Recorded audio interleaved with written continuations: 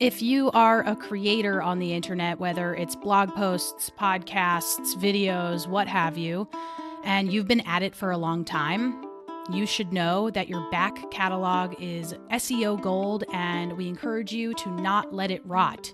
What do I mean by that, Ned? Well, we have very famously, because we've talked about it a lot, about 520 episodes of this show that you can download right now. And every one of those episodes is categorized and cataloged in podcatchers everywhere, but also a lot of websites everywhere, which means that if you search for certain topics on the internet, an episode of our show on Podchaser might come to the top.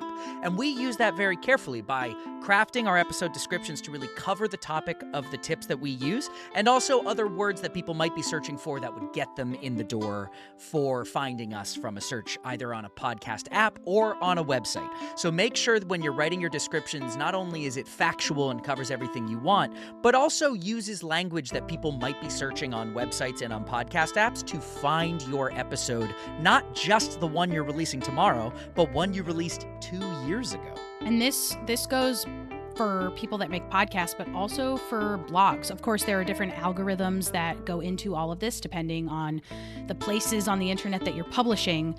But the advice stands that you want to find the balance between something cutesy that describes what it is that you're making and also what people might be searching if they are trying to find you. All of this information comes to us from our sponsor. Thank you to Pod SEO for sharing this knowledge with us so that we can apply it to our podcast and the things that we're working on online. If you want to learn more about Pod SEO and thank them for sponsoring us making this show possible, go to podseo.com. We'll also have that linked in the show notes of this episode.